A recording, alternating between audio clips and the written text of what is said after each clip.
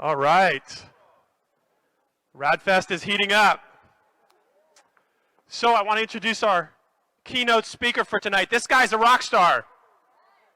Chief Executive Officer of Biotime.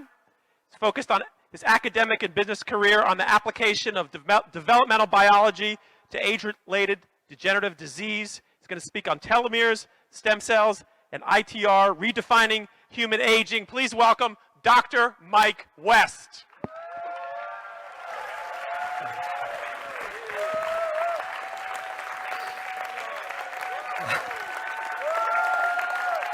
I'm not a rock star.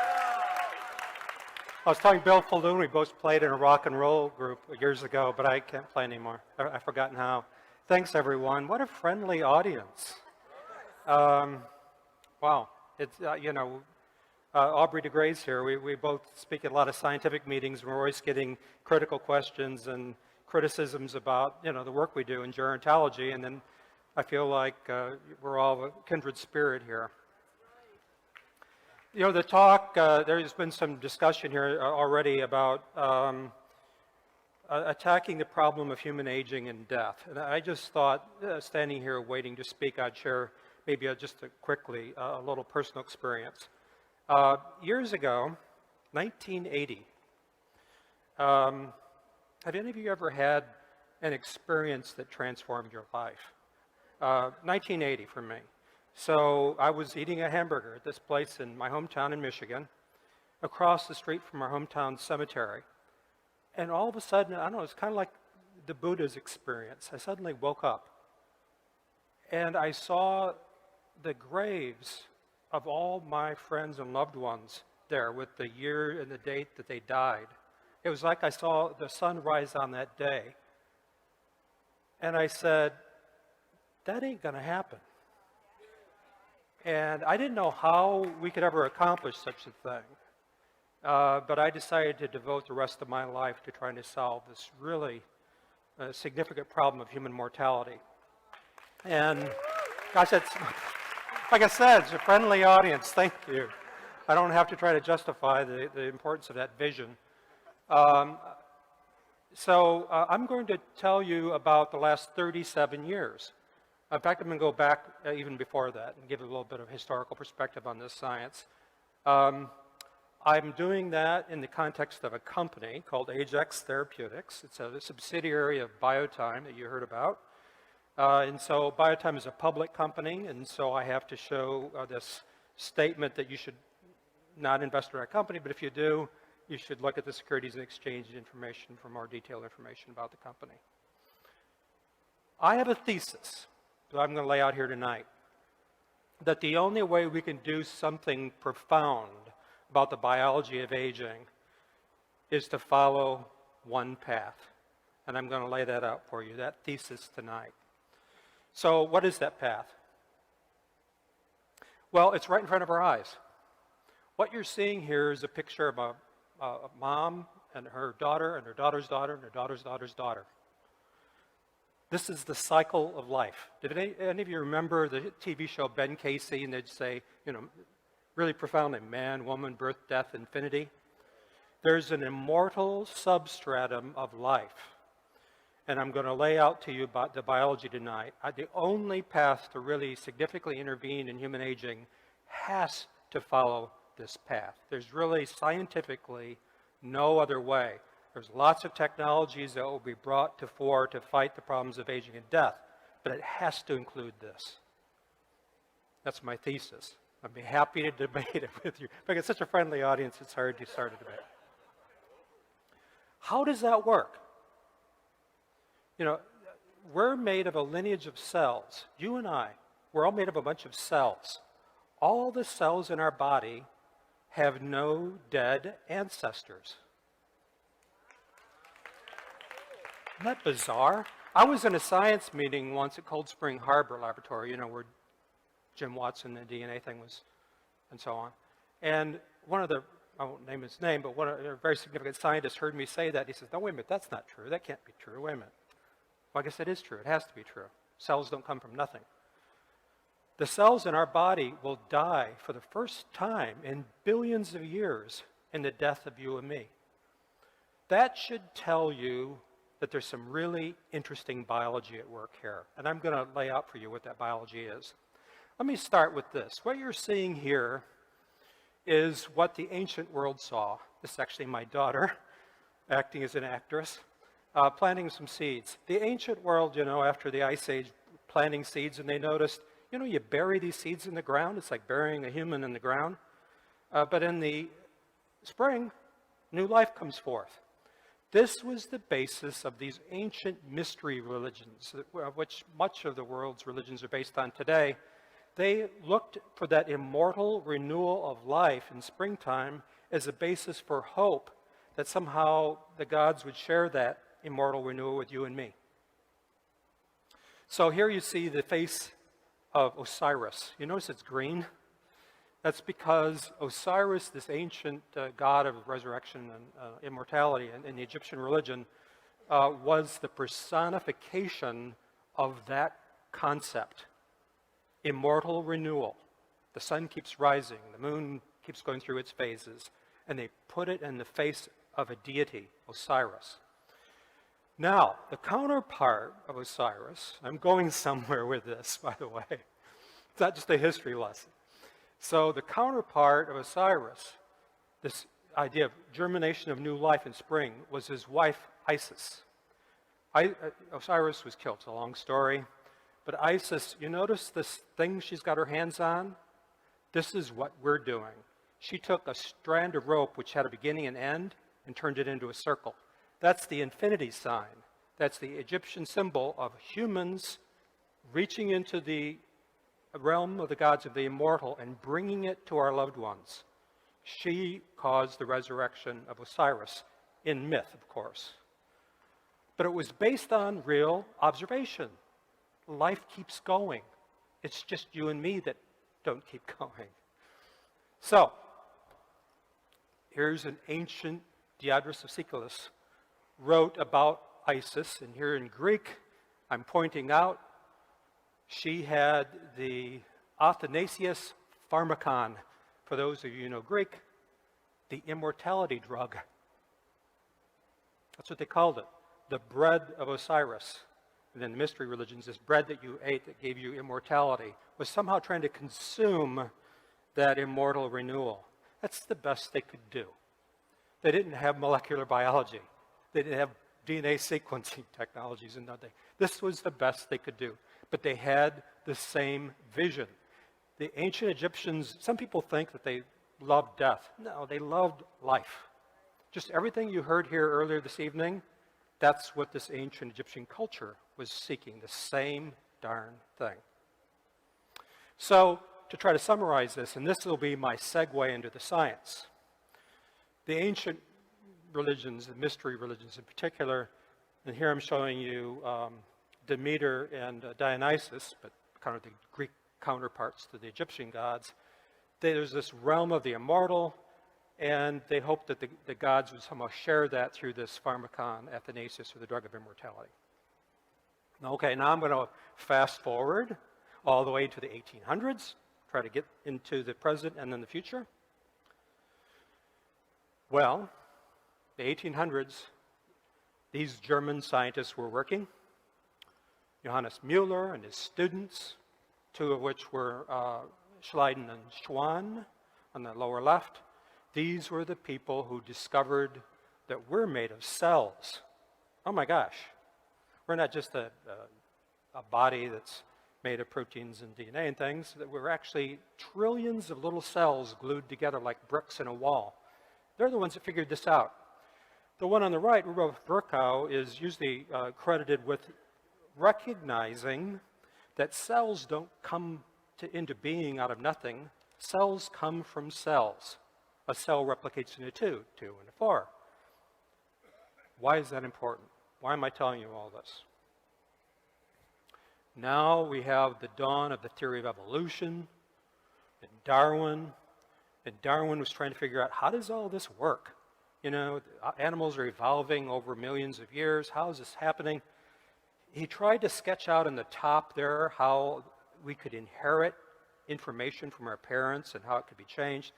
And then in the bottom was an idea from another German named August Weismann. And Weismann was fascinated by the problem of aging and death. He wrote an essay called The Duration of Life. And in it, he analyzed brilliantly, seeing into the future, where all this biology was taking us. And almost everything I'm going to tell you tonight is founded on the ideas of August Weismann. He said, no, Darwin's wrong about, he's right about evolution, but he's wrong about this. See that germline? He said there's a lineage of cells that keep replicating forever. And they spin out every generation a body, but the body is designed to be disposable. We're kind of like the taxi cab. You know, you get in the taxi cab, it carries you to where you want to go, and you step out. These germline cells that perpetuate the species are just using us to go to another generation and another generation. And Weismann said those cells were immortal. Talk about criticism. There are all these debates in the scientific literature saying, Weismann, stop using words like that. But the words stuck. So today, science says that cells that can replicate without limit are immortal. We're not implying something religious. We're just using that terminology that August Weismann introduced in the late 1800s. But the somatic cells are you and me. The bone, the cartilage, the blood, everything that makes up our bodies, except for the reproductive cells, are called somatic. That means body cells. Well, and guess what? They don't share the immortality. Okay? We know that. So let me try to lay this out for you. So what Weismann said was, okay, this is how life began. These little single-celled animals, and there was no programmed aging. They could die, you know, a volcano could erupt and kill a bunch of them. But they didn't have to die. There was no aging. That was Weismann's thesis. Then he proposed that these cells started clustering together, and they found that they could do the job of life better that way. But then for the first time in all the history of life on Earth, it's probably billions at that point of years old, some of the cells branched off to make a soma, a primitive one. The little organism I'm showing you there is called volvox. There's only one kind of body cell, and then the little pretty balls on the inside are the germline going to make another volvox. But for the first time, some cells were sacrificed. You see what I'm saying? They were like a taxi cab. They were disposable. They were a reproductive appendage that helped the reproductive cells to keep going. So maybe they sheltered those cells from sunlight, or who knows what. Well, okay, now here's where we get really profound. The soma evolved. And those little somatic cells that were meant to be kind of a transport vehicle for the germline became, through evolution, you and me. The problem is, we're disposable. We age and die. Well, that's not good. All right, so is it possible to learn lessons from this immortal lineage of cells from which we arose and do immortality transfer?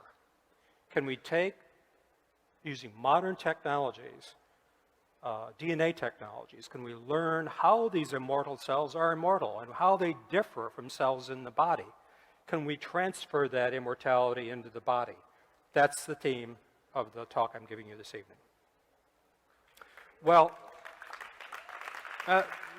you should be clapping because I got some really good news.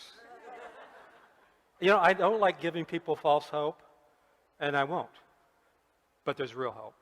There's some science that's already been done, and there's more science coming, and it's very much a basis of hope. But let me roll this out in order. You guys might recognize who these people are.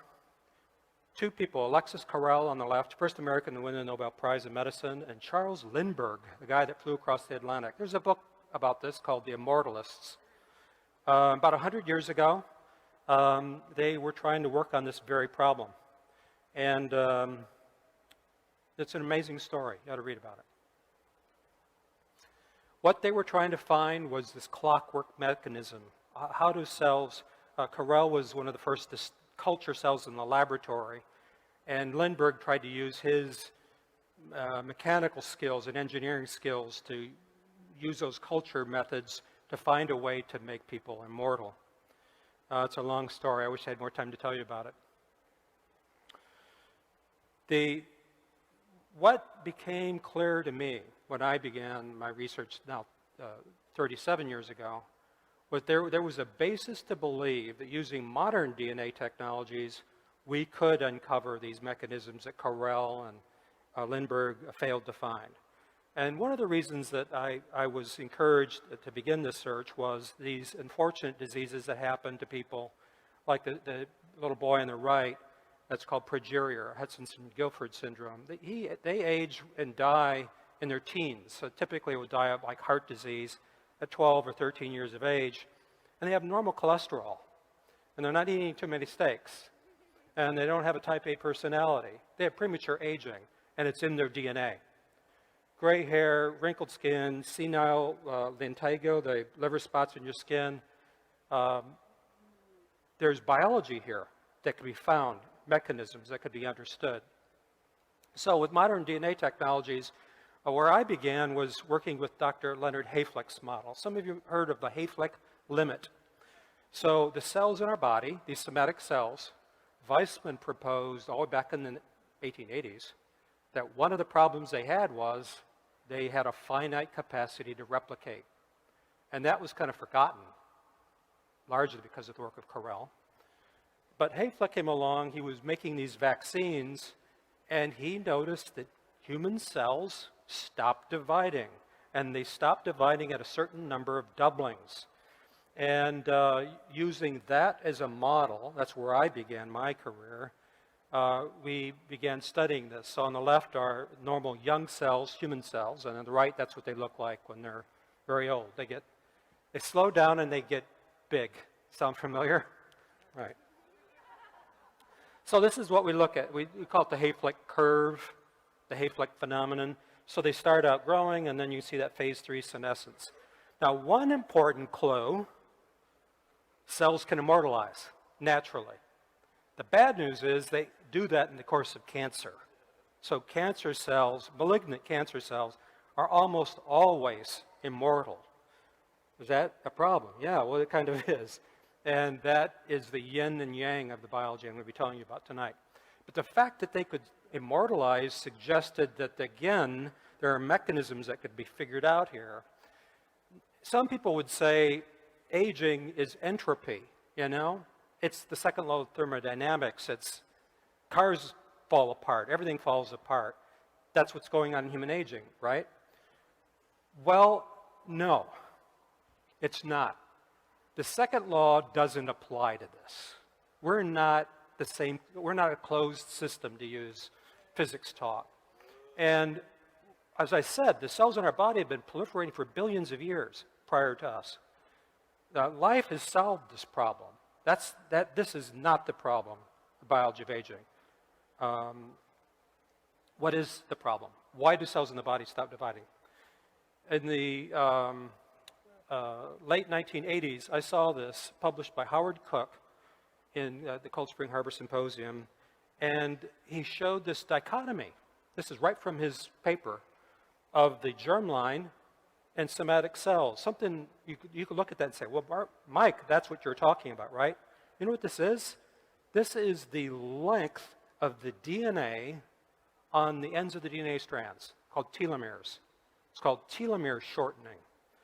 And there was a basis to believe then that this could be a clocking mechanism that controls the aging process. The ends of the DNA strands, you probably have heard about this. The ends of the DNA strands are called telomeres, and they're like a burning fuse.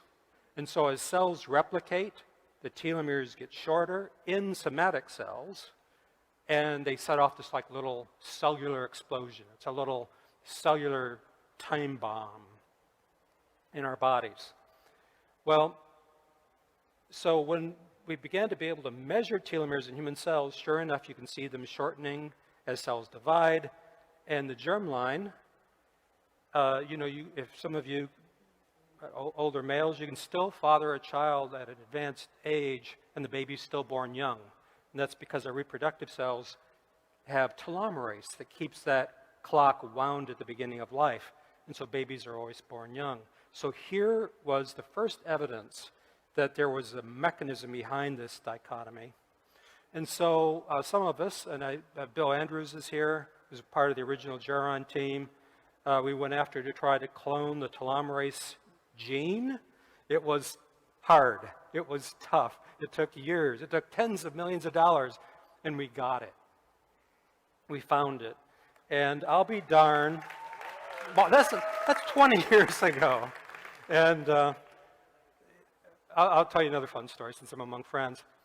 Len Hayflick was in, I got some of his cells, so I wanted his cells to be, from his own body, to be the first cells ever transfected with the telomerase gene. And I went out for dinner with my to-be wife at the time, a scientist, and we had a bit of wine, and she says, "Do you really think this is going to work?" Meaning that telomerase would immortalize cells. I mean, because what's the chances, right? I mean, if you're a scientist, you know. I mean, you always have these theories, and they always come crashing down. And I said, well, of course I think it's going to work. And she said, when pigs fly. And I have a trophy on my desk at work of a flying pig. This worked. So we added back the telomerase gene, and that finger-thumb modality you see there extends the telomere, and cells just keep, like the Energizer bunny with telomerase, they just replicate without limit, and they don't become cancer. We could talk more about why. The germline that makes you and me are immortal cells, and they don't make cancer. It's not the same. But anyway, that's for another talk.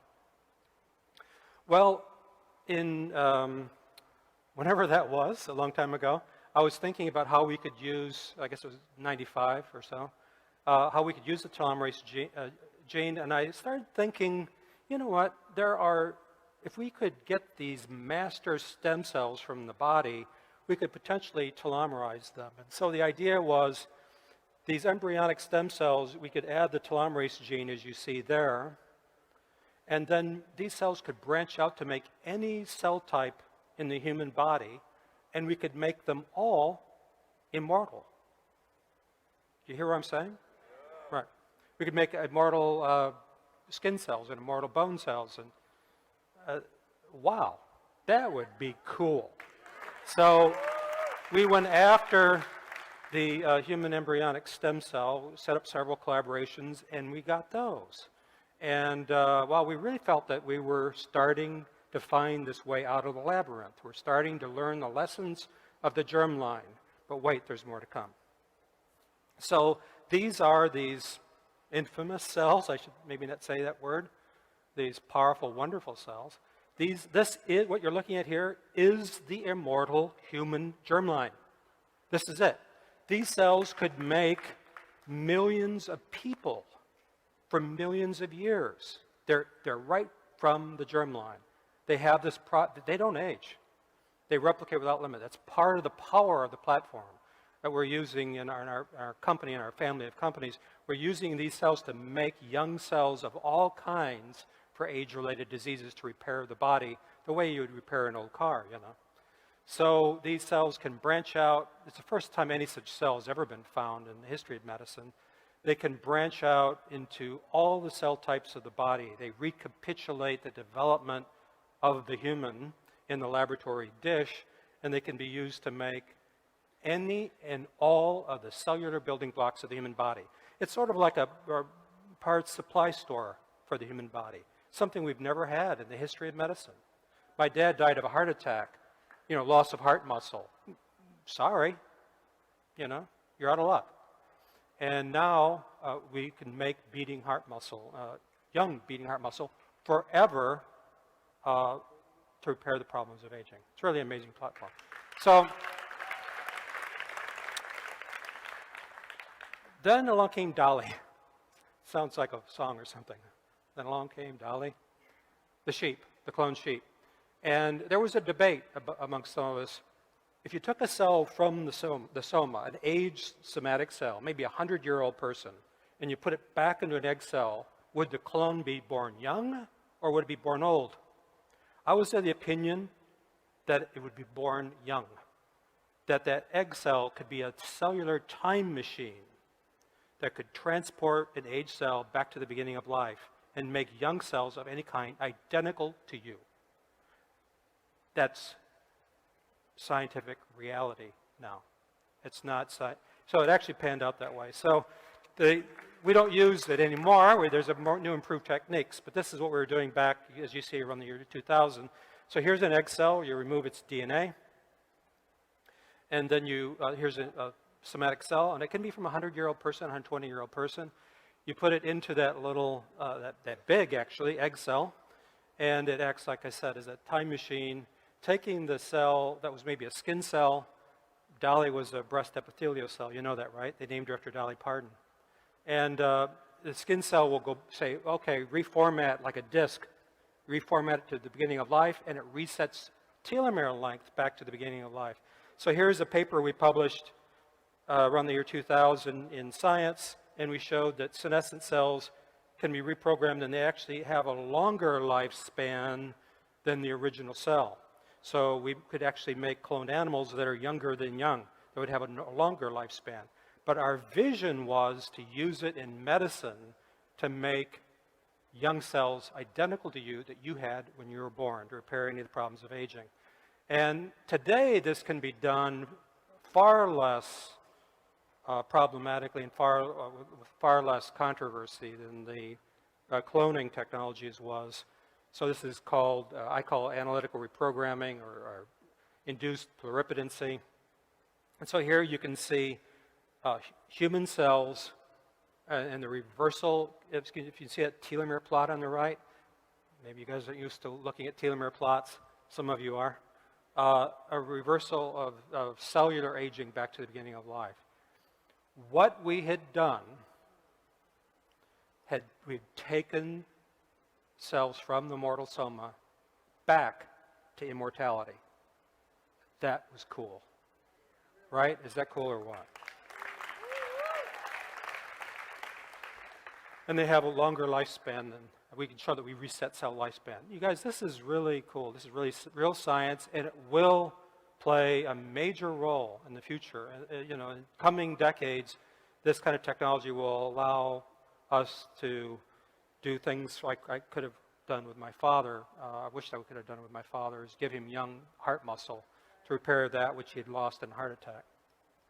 So we take a cell from a patient, reprogram them, it resets cells back to the beginning of life, to these primitive cells. It can make the whole human body, so you can make all the cellular building blocks of the human body, and at the same time, kind of a little tag-along, it resets the clock of aging back to the beginning of life. Amazing. I once asked Len Hayflick, I was showing him all this data, I said, Len, did you ever think in your lifetime you would see such technologies? He said, no, absolutely never. I wouldn't even have given it above zero probability. And yet here we are today.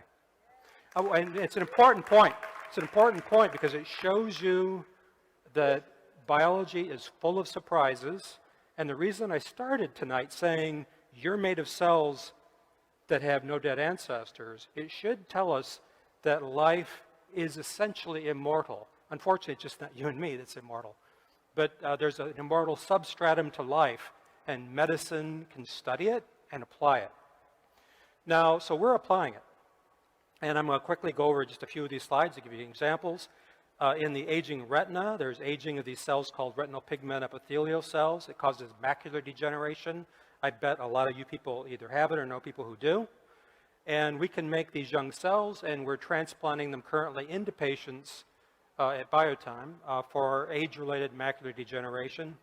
And they can be transplanted. We can visualize them, as you see in this pretty picture.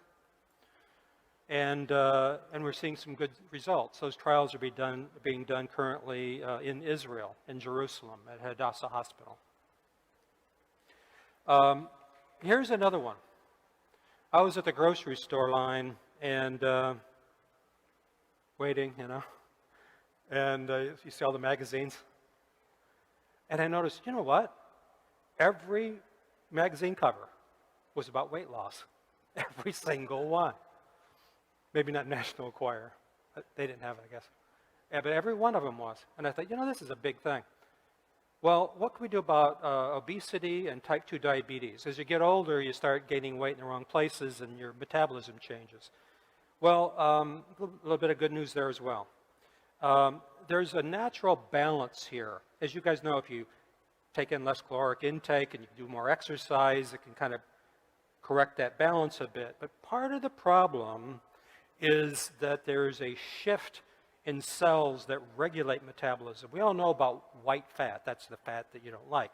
That's the WAT on the top left. But there's another kind of fat called brown adipose tissue, or BAT on the top right. Brown adipose tissue burns calories, and it does a lot of other stuff, but you lose it with age. On this graph on the left, you can see that precipitous decline? That's the loss of this tissue in your body.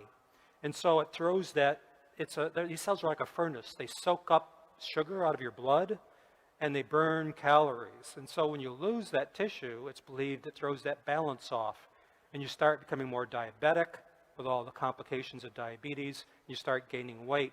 What you could do when you were young, you can no longer do in terms of caloric intake. We can make young brown fat cells. And so one of the things Ajax is doing, and Aubrey de Grey's helping us with this. He's actually an officer in the company. I think Aubrey's here. And brown adipose cells are easily made from pluripotent stem cells. And we believe that these could really benefit patients in not having to struggle with weight gain as we currently do, and dieting by resetting metabolism so you could eat like you did when you were young and not gain weight like you did when you were young. 1 out of 3 Americans are expected to have diabetes by 2050. Half of all Americans pre-diabetes, which can carry its own risks. So this is a big application of this, what we call regenerative medicine revolution, really. We're also working on, in Ajax, with vascular cells. As you know, the number one killer in the United States is cardiovascular disease. As I said, I lost my dad from this. How stupid it is that just some plumbing goes awry in the body. This is just plumbing. These are just cells that are providing blood flow to the heart and other tissues. Well, we can easily make, again, young vascular cells, and we have reasons to believe that these cells have the potential to revascularize tissues that have ischemic disease, like the heart and aging. Okay, now I'm going to look into the future, in the few minutes I have left. That the thing I'm more excited about than I've been about anything. And I just described to you some of the history, some of the work I and my colleagues have done over the last few years. The telomerase thing was pretty cool. Pigs can fly. And the embryonic stem cell, pluripotent stem cell thing, that's a big deal. Regenerative medicine, here in the state of California, the state offered up $3 billion to advance this when President Bush was trying to throw me in jail, literally. Literally, by the way. That's why I like to have some friends. And this is bigger. This is bigger, what I'm going to tell you about right now. Wish I had more time to go into detail. Let me try to do it quickly. So the body is forming, right, when we're developing, right, in our mom's uterus. It's like a building going up. Then the body's built, and then we age, and it all goes to hell, right? We all know about that. What if we could turn on in the aged body the biology that was involved in building the body in the first place to regenerate the tissues? Wow, that would be pretty cool. We call that induced tissue regeneration. So this is here a little bit of an evolutionary history of life. On the bottom, you see that little single-celled animals. You get some primitive little animals. Some of those animals that can regenerate completely and have telomerase, they don't age at all. They really don't. But we have a lot of regenerative potential, and of course telomerase, but only at the beginnings of life, and then our body, as I said, loses it. It's called the Weissman barrier, named after August Weissman, that proposed a lot of science. Thomas Hunt Morgan, I'm showing you here, was an American Nobel laureate, discovered the role of chromosomes in biology, and he studied these little animals called flatworms or planaria. And these are immortal organisms. They have little eyes, they're cute, I like them. If you're mean to them, and let's cut them in half, oh my gosh, guess what happens? These are actual time-lapse pictures strung together. The tail grows a new head. These little animals, you can kill them, but man, are they regenerative. Don't you wish you had something like that? If you had cartilage, you lost the cartilage in your joints from arthritis, it just regrows. They can regrow their whole head. How does this work? It's going to be a challenge in 9 minutes to try to explain this to you, but this is a guy named Charles Williams. He studied the evolution of aging, and he said that there's something wrong here, because why does the body go through all the trouble to build the human body and then not be able to simply maintain that which it's already made, right? So what he did is he looked at the life cycle. He's trying to explain from an evolutionary standpoint about the origin of aging. And he said maybe there are genes that work differently, the same gene, but has a different effect at the beginning of life as opposed to the end of life. So let's divide up life into development and the reproductive years and old age. And maybe there's genes that have the same gene has a different effect on the different timelines. And so what he then did is he's proposed that natural selection was operating mostly during the reproductive years, right? Evolution doesn't really take into account what happens to you late in life. And he said the forces of evolution and natural selection were occurring to have that function of that gene only early in life. You following me? So the concept was, he said, these are at odds.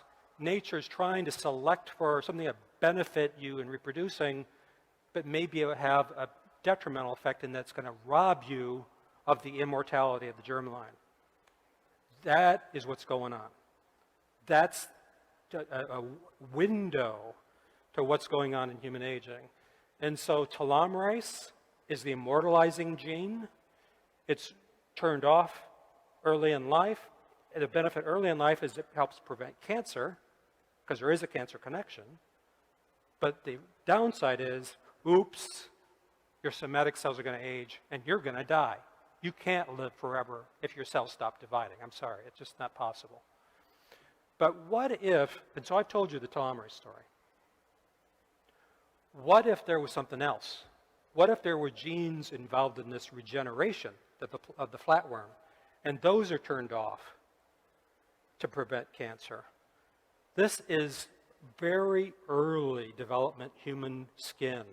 It regenerates completely and scarlessly, like many tissues early in human development. We lose that ability normally during development. So I'm sorry to show you a nasty medical image, but if you cut yourself, wound yourself, it'll heal, as we all know, but with a scar.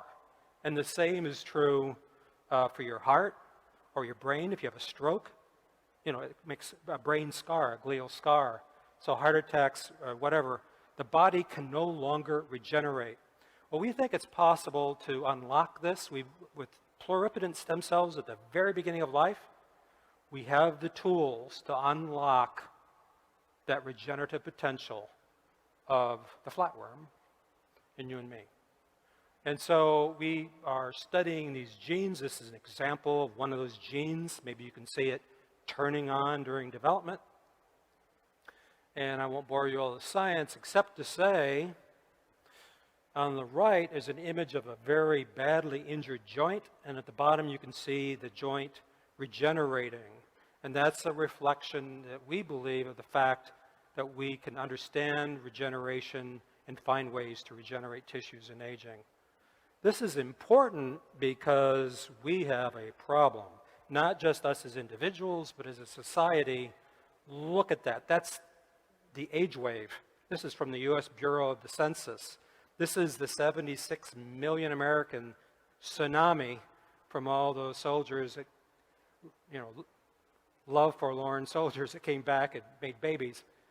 Boom, now they're all growing old.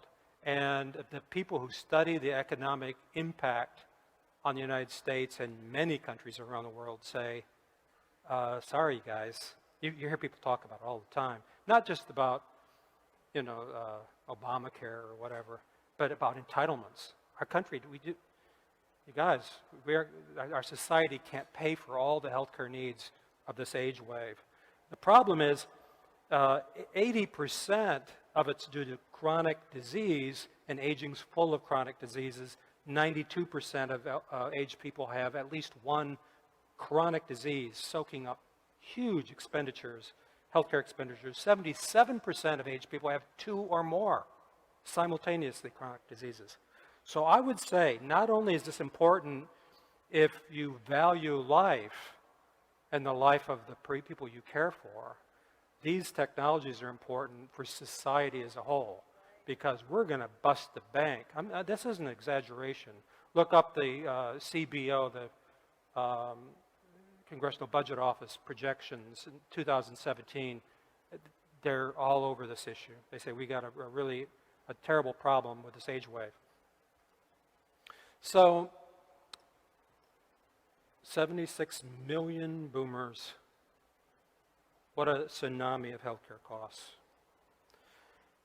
I wish in all this debate, once policy wonks would come to the scientific community, medical research community, and say, could science and medicine help us out here? Everyone, no one ever does. They just say, let's cut the cost of the pharmaceuticals and so on. But everyone assumes that these new technologies are just going to ramp up costs and it's going to make the problem worse. Listen, it doesn't have to be that way. Smallpox is gone. There is no smallpox except frozen ampules. No humans have smallpox on the planet. What does that cost us to have it gone? It costs us nothing. Medicine can do amazing things. When I grew up, it was in the Sputnik era, and the thought was science and technology could really make the world a wonderful place. And somehow we've gone adrift from that. No one looks to science and technology for a solution to these problems. That's a real shame, because science has answers. I've laid out a few of them to you here tonight. Here is a patient. You remember Christopher Reeve? This is a patient who was just like Christopher Reeve. Had a quadriplegic, had a complete cervical, neck, spinal cord injury. If you look, he had a respirator through his throat. He couldn't breathe on his own. Using cells made from our pluripotent stem cells in our subsidiary, Asterius Biotherapeutics. He's ramped up his weightlifting beyond that, getting married soon, I believe. This is real science. This is real medicine. A lot of it is still in development. I was talking to one of you earlier this evening, and we were talking about these patients because these videos were played in Times Square. That's a video I just showed you. And I said, whoever I was talking to, I forgot now. I said, yeah, it is gratifying, but there are millions and billions of people someday that's going to be benefited by this technology. Knowing that is more gratifying to me. The Harold Varmus, in defending this technology, and we have enemies. I don't know if you remember Leon Cass, the head of President Bush Ethics Commission. He said, this talk here about intervening in aging is wrong. He said, death, I'm afraid to say this, no one is going to shoot me. This isn't my quote. This is Leon Cass's quote. Ethicist, head of the President Bush Ethics Commission, he says, death is a blessing for people whether they know it or not. Don't shoot me, I didn't say that. I said it, but that's not mine. I'm quoting him. In defending a lot of these technologies, Harold Varmus, then head of the National Institutes of Health, a Nobel Prize winner himself, said that talking about the pluripotent stem cells, the development of cell lines that could produce almost any kind of tissue in the body is an unprecedented scientific breakthrough. It's not too unrealistic to say that this research has the potential to revolutionize the practice of medicine and improve the quality of life, right? No, I didn't finish the sentence. And the length of life.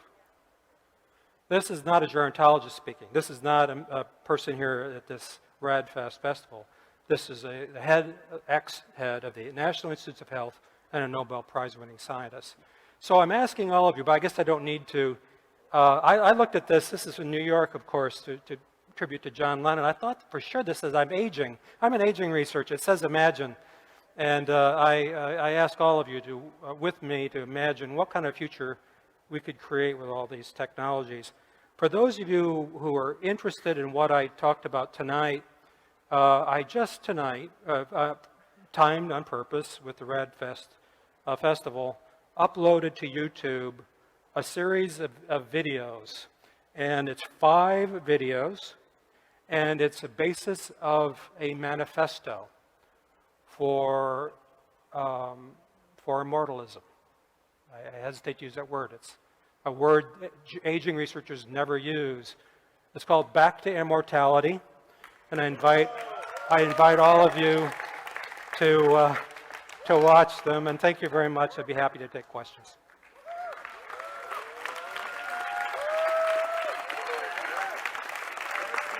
Thank you.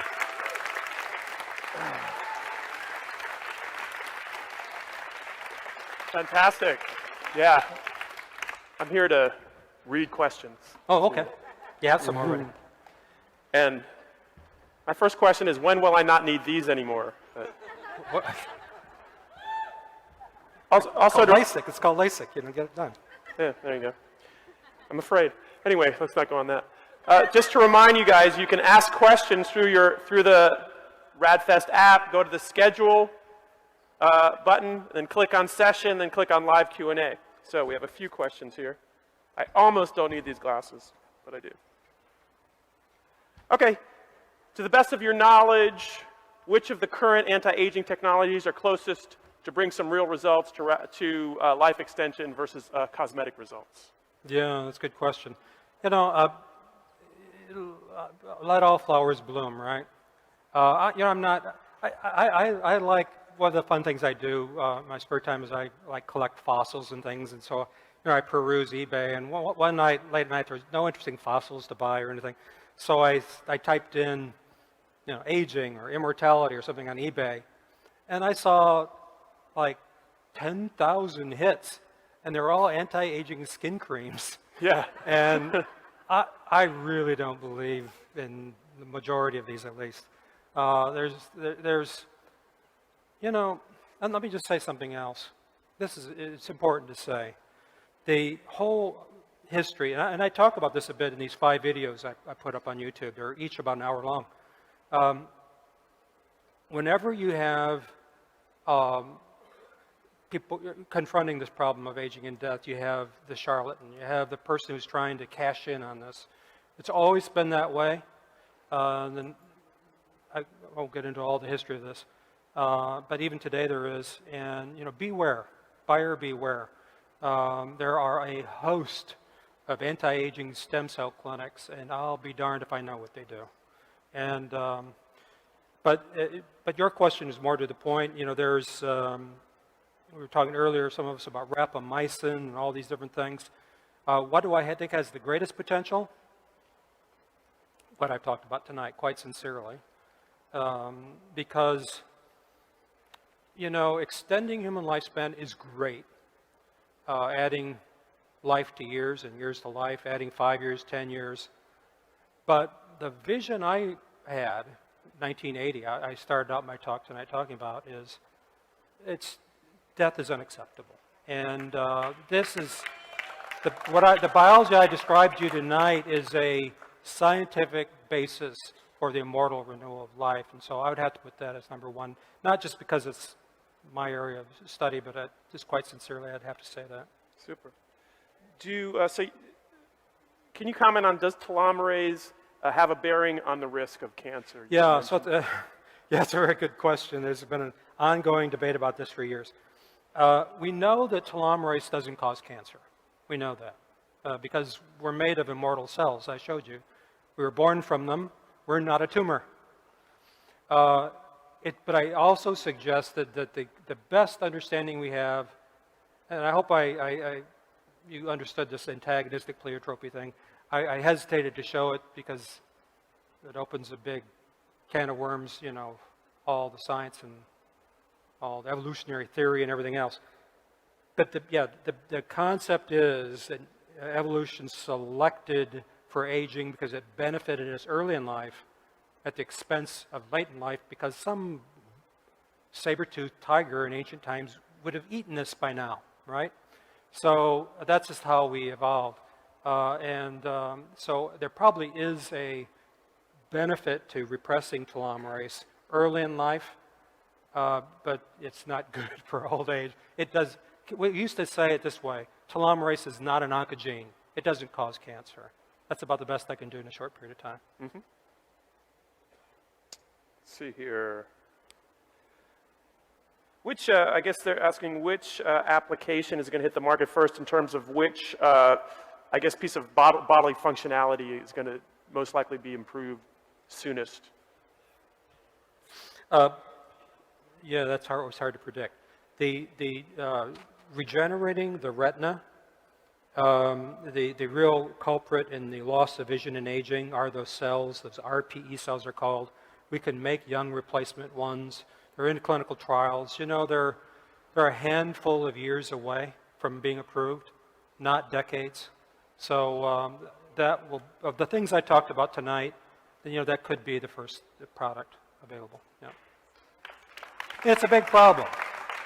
It's a big problem. The loss of vision, people have been asked to rate, you know, let's take, you know, prostate cancer, you know, leukemia, heart disease, macular degeneration. They rank them right up there together. The loss of vision and blindness is devastating. And so, you know, we're really happy about, we think, being able to, you know, regenerate youthful function in the eye. Yeah. So there's a question here about the mitochondria and depleting the depletion of mitochondria in the cells. Yep. And how is this contributing to the problem of aging, and what are the solutions? Yeah, I guess that's a good question. Yeah, so I can't resist this. I just got to tell you this thing. Can I tell you a joke? Please. I mean, it's not a joke, but it's funny. It's asking me. There was so much debate about this embryonic stem cell thing. I did 5 congressional hearings, you know, testifying on all this. And in one of them, this congressman, I don't remember his name anymore, he pulled me aside and he said, "Yeah, but there's a problem with those cells. They have, what do you call it? They have tentacles." Tentacles? And something in my brain clicked, and I said, "You mean mitochondria?" That's it. I thought that was funny. I guess you guys did. Tentacles, I mean, you know, Dr. Moreau, I mean, you know. So anyway, mitochondria.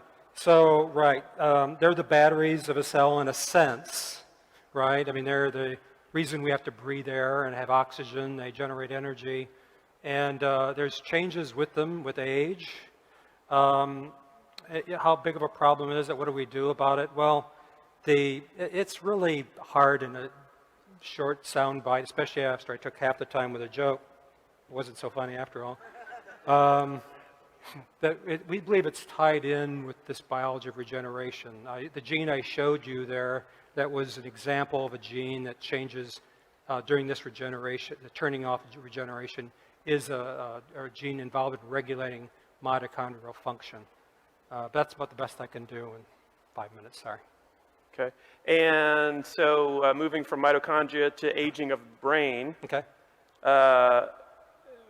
What's coming for dementia, or are they out of luck? Yeah, not a devastating issue. You know, I wish I could I could be more optimistic near term on Alzheimer's. You know, the problem is we've got some real clues finally as to what's going on in the disease, but it's been a tough nut to crack. You know, it's been harder in many respects than cancer, because cancer, we really understand what's causing cancer. You know, the question is how do we treat it now? But we really understand, I feel like we completely understand cancer. Alzheimer's, we know about the changes going on.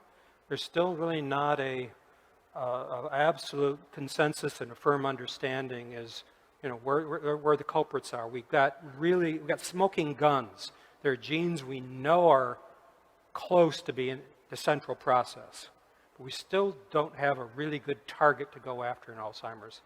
So, you know, unless we have a big surprise, I wish I could be the bearer of good news all the time. I don't know that there's something right around the horizon for Alzheimer's, to my knowledge.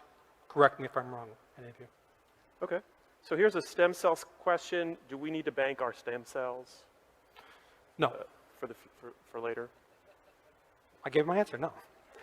I don't believe so. We know that. We've actually taken cells from supercentenarians, you know, way beyond 100 years of age, and shown that we can take them all the way back to the beginning of life, and they're indistinguishable as far as we can tell. So I don't really see well, you know, depends on how much money you have. If you had infinite resources, you know, and I don't, but if I did, you know, I probably would make young heart muscle cells, bank them away, you know, using the technologies I described tonight. It's doable. You could do it. We can't sell all these products because they're not approved by FDA, but you know, they could be made and banked in the case you need them. You'd have a part supply store for the body if you had significant resources. But that touches upon the warning I gave, which is beware of all these hucksters out there. If you type in, you know, stem cells on Google, you'll see all these ads, and I'm skeptical about almost all of them. I think most of these are, you know, just people just trying to cash in on people's compassion and love for their family members and so on. So be careful. Okay. Here's a sort of a future human now question. If you change the cells to have telomerase again, does it stay that way forever, or would regular treatments be required? How often? It just depends on how it's done. So you can imagine a therapy that would be where telomerase is a key that I could use. Remember those old antique clocks? You have a key that winds it up, and you lose the key. We've lost the key. That's the problem in our bodies. But if you permanently turn on telomerase, the cell will be immortal, and so it just automatically keeps rewinding the clock. But you can easily imagine therapies that go in and rewind the clock and take the key away. I'm an advocate of that approach. Like a car that runs out of gas, it doesn't have an infinite fuel supply, you go fill it up periodically. I think that's the best approach to extending the lifespan of cells and minimizing the cancer risk. So I would be an advocate of the repeating. Think of pulling your car up to a gas station and filling it up periodically. Okay. How invasive is the treatment, or would the treatment be? For example, like a nasal spray or a major surgery? For what? Telomerase treatment. Oh, a telomerase therapy. Well, there's different people working on different approaches. So Bill Andrews is here. He's working on small molecules. Gene therapy is probably one approach where you actually engineer a virus instead of making your cells sick. Using molecular DNA techniques, you turn like the AIDS virus or something into not killing you, but immortalizing you. I thought that would make a good novel, by the way, don't you think? Make a sexually transmittable, immortalizing virus. It would get around. Yeah. Probably. Is the telomerase treatment more of a universal treatment, or does each patient have to have a custom treatment tailored to their genetic makeup? For telomerase or what? I'm sorry, telomerase, yes. No, it'd be, yeah, that's the good news. It'd be for all people. Yeah, absolutely. Yeah. And the stem cell therapy, the regenerative therapies can be made for all people as well. It doesn't necessarily have to be. There's ways of getting around this issue of transplant rejection. So a lot of this is going to have to be cost effective, right? I mean, I'm in biotech. We understand that. I mean, if you had the greatest thing in the world that would cure Alzheimer's or heart disease or whatever, and it was cost prohibitive, you don't have a company. So the best way to solve the economic crisis and to make these things affordable for people is to make them an off-the-shelf product where all people can use the same product. That's where we're headed. Yeah. Super, okay. We're out of questions. I'm going to ask you one more question, All right. and that is, I thought it was very compelling how your whole presentation was very compelling, but how you rooted the presentation in some of these sort of familiar mythologies and existing ways of thinking about things, even ancient ways of thinking about things. Right. So my question is just curious and interested, what are your thoughts about sort of best ways to talk about or communicate about our revolution? I'm glad you asked that, because that's why I showed you the story of Osiris and Isis. And I've been in never a meeting quite like this. I'm really enjoying this. But my sense is that people who are thoughtful people, visionary people like you are, can also suffer from being a little autistic or something. And I'm not trying to insult you guys, I'm trying to flatter you. And techies. And the rest of the world out there. Let me back up. I really enjoy the spirit of this group. My best hope would be that the enthusiasm and vision you have would be the enthusiasm and vision of the entire world, right? You know it should be. Why isn't it? Some of us have been, in this field for a while, keep asking, why are we the only ones? Well, part of it is, if you talk about life extension, not dying, the world, what are these crazy people? This is mainstream stuff, is my point. These ancient cultures understood this, that life is valuable. The Bible even says that the last enemy to be conquered is death. That's right?